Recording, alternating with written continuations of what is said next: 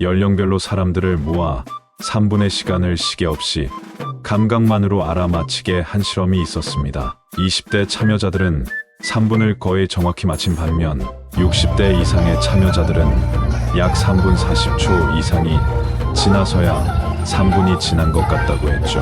한마디로 20대에 비해 60대 이상이 시간을 더 짧게 느낀 것입니다. 나이가 들수록 신체의 변화와 함께 시간에 대한 감각도 달라져서 상대적으로 시간을 잘 못 느끼는 것을 보여주는 실험이었습니다. 사람은 나이가 들수록 시간이 번개처럼 지나간다라는 표현을 점점 자주 씁니다. 어릴 적에는 하루가 참 길었는데 나이가 들고 보니 하루가 왜 이렇게 짧은지 모르겠다고 하죠. 왜 나이가 들면 시간이 더 빨리 흘러가는 것처럼 느껴질까요? 단지 나이가 들면서 마음이 급해져서일까요? 인간의 심리적 시간에 대한 여러 연구를 보면 그저 급해진 마음 때문만이 아니라 실제로 신체 시계의 리듬이 달라졌기 때문임을 알 수 있습니다. 사람은 사물을 볼 때 한 가지 감각에만 의존하지 않고 다양한 감각을 통해 정보를 받아들입니다. 감각기관이 움직이는 속도가 빨라야 인지가 빠른데 나이가 들면 상대적으로 정보 처리가 늦어지기 때문에 인지 속도가 느려지는 것이죠. 꼭 나이 때문이 아니더라도 주위의 여러 요소, 심리적 상황에 따라 심리적 시간은 사람마다 달라질 수 있습니다. 그만큼 시간 관리를 더욱 철저하게 하지 않으면 시간을 낭비하게 되는 것입니다. 그렇다면 시간 관리에서 가장 중요한 것은 무엇일까요? 목표 달성을 위한 계획을 잘 세우고 시간을 낭비하지 않는 것이겠죠.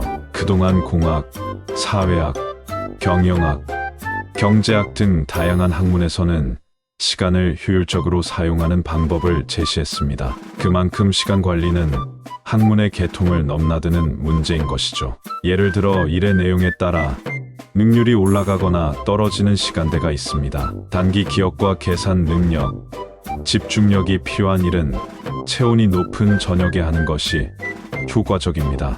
그리고 논리적 판단은 오전에 하는 것이 효과적이죠. 주관적 만족감은 시간 관리에서 필수 요소는 아닙니다. 그러나 심리학 관점에서 시간 관리에 성공한 개인과 단체의 만족감은 큰 의미를 가집니다. 심리적 시간은 물리적 시간과 차이점이 있는데요. 시계로 재면 같은 1분을 몇 배나 짧게 느끼는 사람도 있고 몇 배나 길게 느끼는 사람도 있습니다. 시간을 잘 사용하려면 물리적 시간의 길이에 맞춰 시간을 관리하는 것은 기본이고 다양한 원인에 따라 길어지기도 하고 짧아지기도 하는 특성을 고려하는 것도 중요합니다. 심리적 시간은 사람마다 차이가 클 뿐 아니라 다양한 원인에 따라서도 달라질 수 있으니까요. 자신에게 도움이 될 것 같은 방법은 일단 한번 시도해보는 것이 좋습니다. 일단 행동으로 옮기면 다루는 목표 지향적인 특성이 나타나면서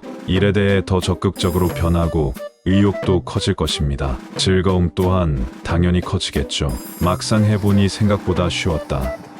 해야겠다 싶으면 바로 실행하라는 말이 있습니다. 피하는 것보다 도전하는 경험 자체가 보람이 있다는 말이겠죠. 자신에게 알맞겠다 싶은 시간 사용법이 있다면 적극적으로 시도하는 것이 좋습니다. 시간 사용법에 대해 고민하는 것은 삶을 어떻게 살지 고민하는 것과 같습니다. 지금부터 여러분의 소중한 시간을 조금 더 효과적으로 활용할 수 있도록 자신만의 방법을 찾는 노력을 해보는 건 어떨까요? 행복한가에서 가져온 글.